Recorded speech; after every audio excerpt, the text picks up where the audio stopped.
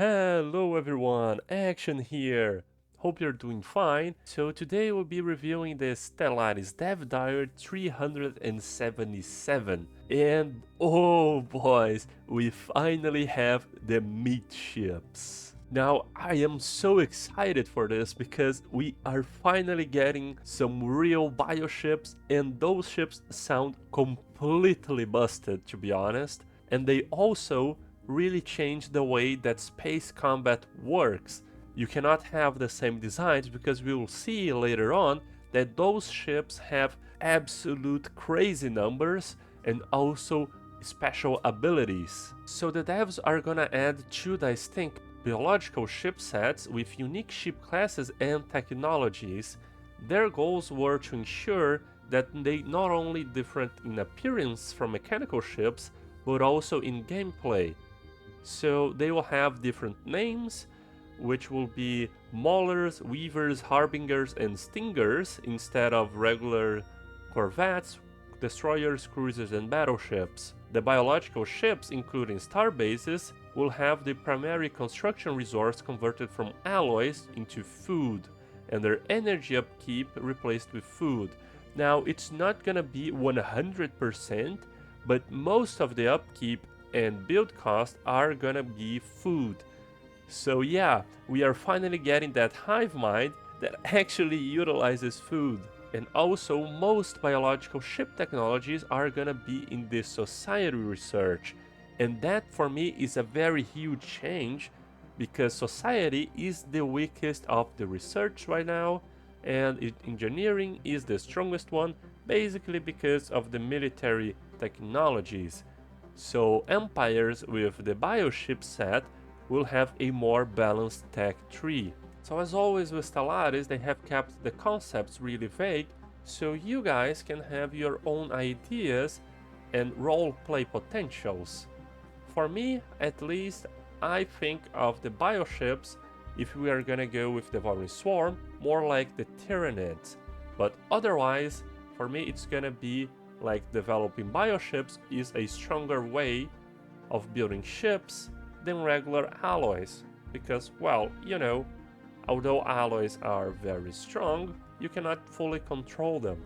So here we have a ship set, which is the Shellcraft. We will also have the Spinovore. The Shellcraft, it's pretty simple, it resembles a shell, and the Spinal resembles some spines. Now here we can have the description, and the dev said that for every ship set you're gonna have a little bit more information regarding them, which is always nice. We are also gonna have the growth cycles, which means we can build those ships from an early stage and let them grow, basically becoming stronger versions of themselves. We can see in this image that we have the option to build one of these accelerated juvenile growth gland. It's gonna have a kind of okay cost in food and a little bit of upkeep, but it's gonna increase the growth progress rate, and the accumulated growth progress for ships is shown in both the ship's tooltip and the ship's detail window. So we see that the growth from juvenile Mauler to mature Mauler is gonna take 60 progress or 30 months if we utilize this growth gland. Here we can see a little bit of the growth stages for one of the Spinovore Maulers, and I mean, this is very cool, right? So we are finally getting ships that evolve through battle, because we researched the repeatables and etc. in our regular alloy battleships, but they always stay the same. So here we have a very important change to the biological ships, which is that they would use the regular fleet command limit for their ship class, meaning that a Mauler, if it is comparable to a corvette, will occupy just one slot in the fleet command limit. However, when it comes to naval capacity, the bigger your ship gets, the more capacity it utilizes. So the mature stage will be using 1.5 times, and the elder, which is the last one, will be using 2 times the naval capacity of the juvenile stage. If you have a battleship that is juvenile, it will take 8 command limit and 8 naval cap. But later on, when it is mature, it's gonna take 8 command limit and 12 naval cap, and then 8 command limit and 16 naval cap for the Elder stage. Ships made of meat. The Maulers are primarily focused on short-range combat with shield penetration and high damage to armor and shields, equipped with melee-range maneuverable weapons and either short-range slots or PD slot weapons. These ships will form the bulk of your early game navy. Their unique maneuverable weapons have similar damage scaling against starbases and large ships as torpedoes. Oh, that's very interesting. So here you can see that we're gonna have a G slot, which is this claws, that are probably gonna have very short range, but deal this scaling damage commented earlier. And here we also have a small S-slot weapon that will be dealing a little bit of range damage, but it will be much lower than the close range one. It's very interesting that we can put a reactor booster in the A slot, and it's pretty much a metallic one, because we see that the shields and the armor are very different from what we have for regular ships. We also can see the stages, so our Mauler Swarm can be upgraded to Mauler Swarm Mature stage and then Elder stage. And those stages we can see that it increases the options for our offensive slots and also our defensive ones. Especially in the Elder stage, we are gonna have so many slots available, but we can see that it needs advanced Mauler development to unlock that stage. And here we can see a Python class Mauler that has all the advanced stages unlocked. However, you can only pick one of these sections. We can see that the middle one is highlighted, meaning that we are going to be building a mature Mauler instead of a regular juvenile or an elder one. So no, you do not have all of these slots to utilize.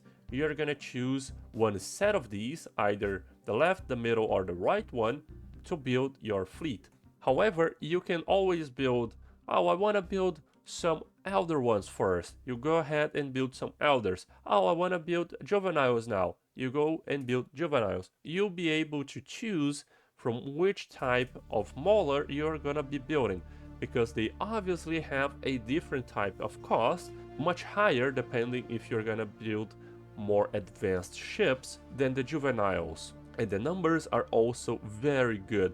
So have you ever seen a Corvette with these stats? Because I haven't, to be honest. Look at the damage, 38 damage. We are also in the picket class, which means we only have point defenses and some basic G-slot weapons that are pretty much close range and deal less damage because they have the scaling potential. And we'll have a massive amount of hull. I mean, no regular ships are gonna have this amount of hull compared to armor and shields, and that completely changes the meta, because right now disruptors and other penetrating weapons are very OP, but with bioships, if your ships have a lot of hull, it doesn't matter if they have penetrating weapons, because your hull is just gigantic. What does it even matter, right? But one thing that is important to notice is that the Mauler evasion is very low for this ship at least, and we also can see that the required growth progress from going to a mature Mauler to an elder one is double the progress from the juvenile to mature. They're also gonna have some unique organ components that we can see here. And this time we can have the corrosive fluids, which will increase our maneuverable weapon damage and armor damage, and that's a very nice little bonus. It's basically one repeatable for their tier 1, but we do not have the information regarding the tier 2 corrosive fluids, and if it has even more tiers to that. There is also the metabolic recycler, increasing our sublight speed and evasion chance. So you probably can have a much higher evasion than this one. It's just that this set here is not prioritizing evasion at this point. We also gonna have the weavers, that are support ships that make use of their unique weapons to apply powerful buffs to their allies or debuffs to their enemies. And oh, this Weaver looks fantastic. It reminds me a lot of the Nocturne from League of Legends, if any of you guys play. But yeah, it's a very scary design, almost ghost-like, and we can see that there's some sort of plasma thrower. We also have some point defenses. This one is a lot different from the other ones, and we have, this is probably the laser option for the medium slots. But it is interesting that the auxiliary slots have the metallic icons. I don't know if they're gonna change it, but it's kind of weird to put metallic thrusters on a living being, right? So this one should be the equivalent of a destroyer, at least when it comes to fleet command limit. But however, look at just how much hull points, armor and shields it has for the outer stage. You will never have a destroyer that powerful, I guarantee you. You can put in 5 Genius Armorers, you're not gonna have the same stats, not ever. Obviously not accounted for repeatables, but you get it. And the shield points are not even leveled to the maximum, it's just tier 3 shields for the Bioships. Oh boy, they're gonna be so OP, so OP. So for the mature stage we have 4 medium slot weapons and 4 point defenses. What is this? I mean, for the regular destroyers, I think you have the option to go with 1 medium slot and 4 S slots and that's it, or fill it up with point defenses. But 4 M slots, it's basically a cruiser in terms of firepower, whilst still having the ship size of a destroyer. Wow, the only downside I'm seeing right now, it has a very high build time. So in order to build the mature stage and the elder stage, you'll probably want to have your mega shipyard finished and some bonuses to your ship build speed. But obviously the upkeep is minimal, it's minimal. How are we gonna have a ship that powerful that is costing us only half an energy every month? I mean, it's just ridiculous. But yeah, in the ship stats we can see the ship size and the naval cap usage, and that should make things easier for you to calculate. So here we have the array of 6 support components, each with 6 tiers that belong in the PD slots. So these PD slots are actually gonna be even stronger than regular PD because they're gonna have the support auras. So the adaptive spore launcher has a kinetic type of damage and a cooldown. They target allied ships and their focus is to spread fire. For me, it probably means that it's gonna try to spread this spore for the most amount of ships possible, instead of just focusing one of your allied ships and constantly buffing it forever. So here we have, it's gonna be a missile that has some hull and armor, probably to prevent from enemy PD to completely annihilating it, and on hit effect, it's repair 70 hull points or armor. And also it's gonna give you plus 20% armor hardening and a little bit of armor and a hull regen. So what basically does is it's gonna launch some spores, it's gonna target your ally ships, so your own fleets are gonna be targeted by this, and when it hits, it's gonna repair some of your hull and also increase your armor hardening. That's fantastic. We're also gonna have the Weaver Auracaster, which does not have a missile, so it cannot be shot down by enemy PD, and it's gonna increase your ship fire rate, weapons range, and armor and shield penetration for 10 days. The Electro Sprayer is gonna increase your evasion and sublight speed, and also does not have a missile, so it cannot be shot down. We're also gonna have the Degrading Beams, which will now target the enemy ships, and it's going to reduce their ship fire rate, weapons range, and tracking. The Pinion Accelerator, doing the same thing as the Electro Sprayer, but negative effects on your enemies, decreasing their evasion chance and sublight speed, and the Ruin Barbs. Now the Ruin Barbs is the one that is most different from the others, that is gonna have up to 75% chance to confuse military ships for 5 to 10 days, based on target ship size, and confused ships lose the ability to differentiate between allies and enemies. Now that is very cool, to be honest. So look at how much diversity this own ship brings to the battlefield.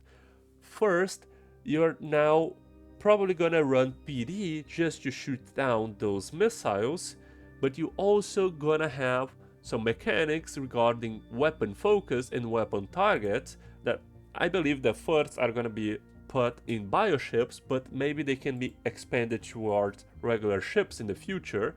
But the ruined barbs is gonna have our first mechanic in battle forever, basically. We do not have anything that can cause some battle issues. It's just pretty much who has most firepower win at this point. But now it's gonna completely change things. So the Weavers will have some organs that can boost their support weapon fire rate or suppress weapon fire rate, and the support ones are gonna buff you, the suppressors are gonna debuff the enemy.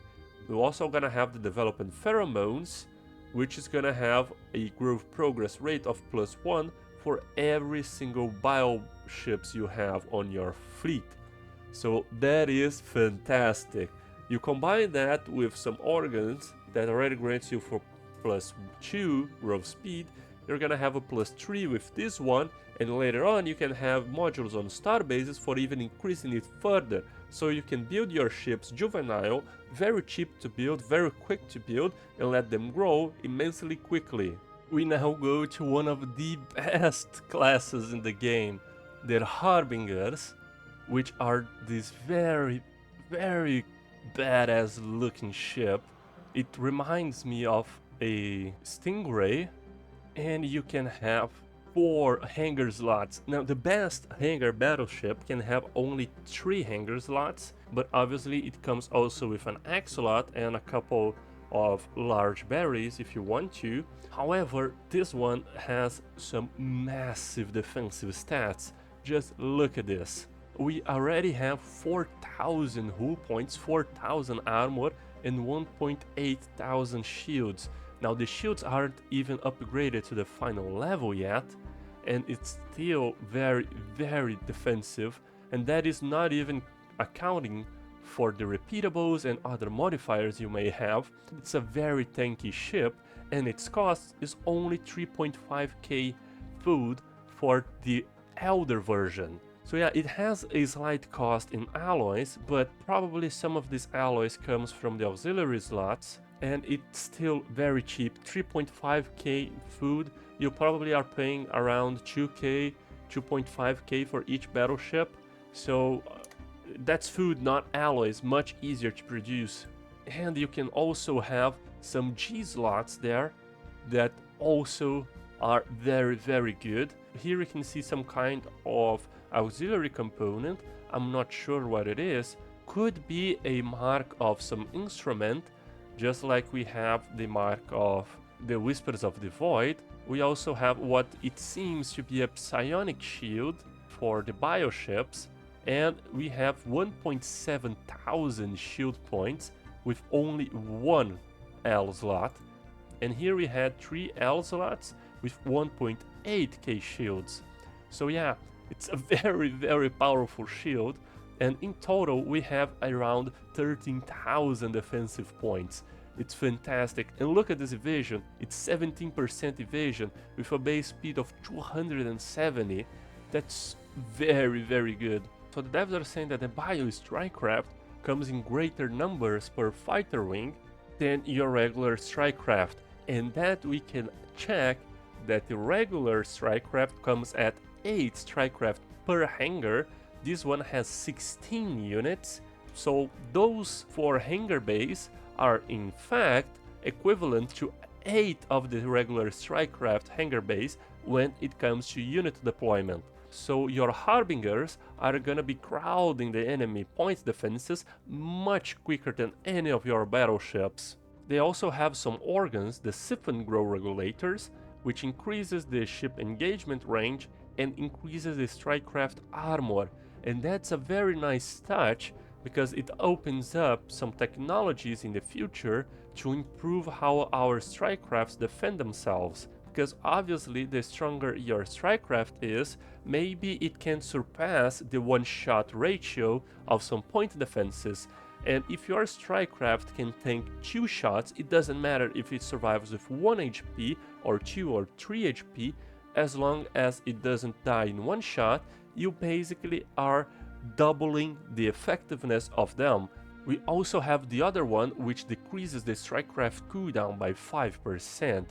However, I'm not sure if this number here goes only to the ship that you have it, or if it is combined for your fleet, because having a minus 5% strikecraft cooldown or 5% ship engagement range, it's not very much, it's very minimal. The strikecraft armor seems a lot more promising because it can make them more tankier. But you know, from just the combat computer, we almost have what, a plus 100% ship engagement range? What is 5% gonna do?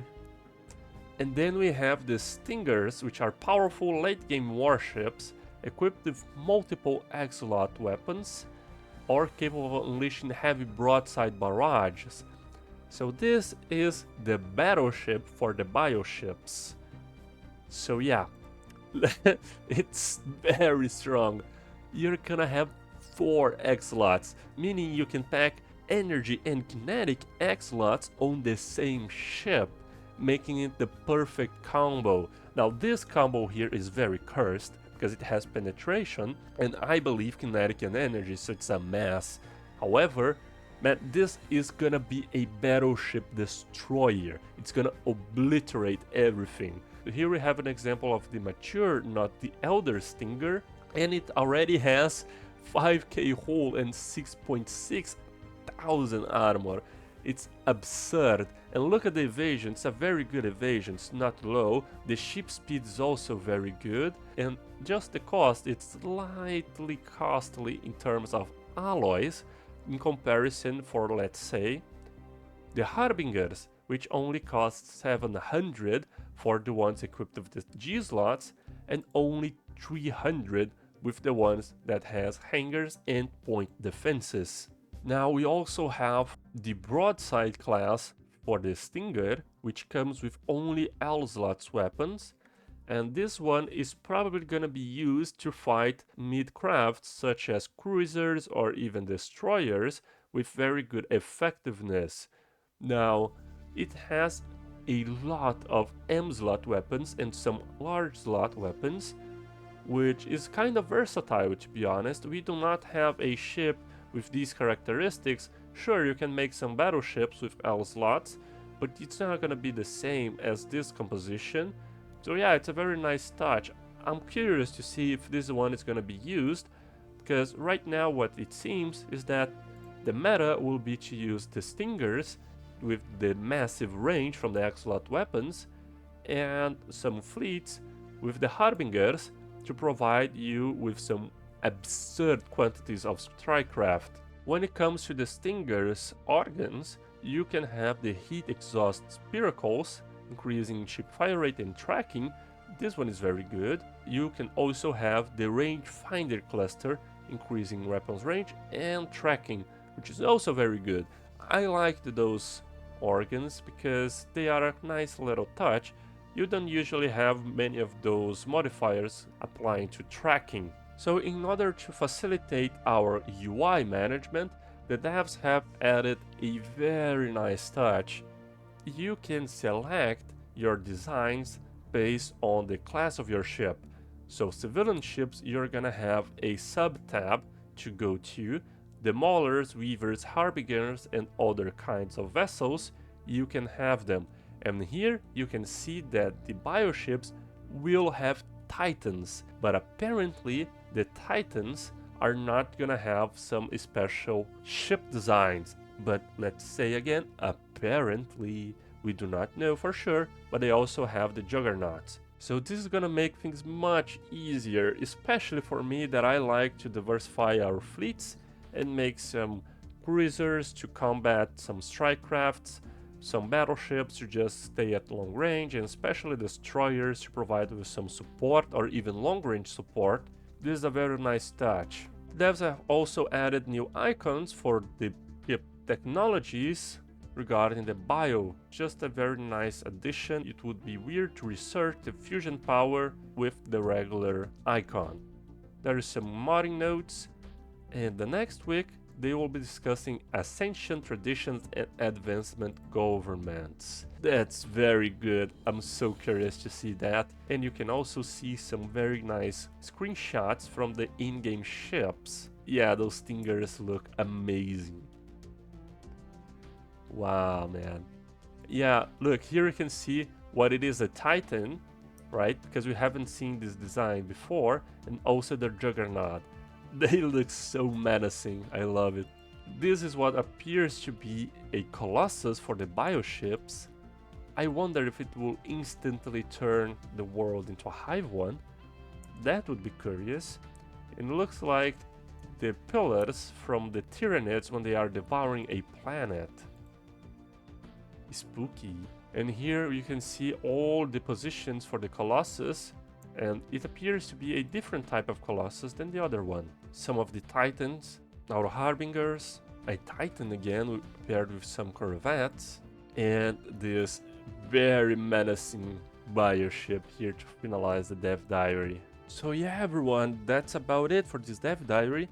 Comment down below what you think about these changes, because I want to hear from you, since when the day the patch 4.0 drops, we'll be releasing brand new builds and theory crafting some meta, so we can try out pretty soon the newest changes. And as always, don't forget to leave a like and subscribe if you enjoyed this video, if it provided value to you, and I'll see you guys next time.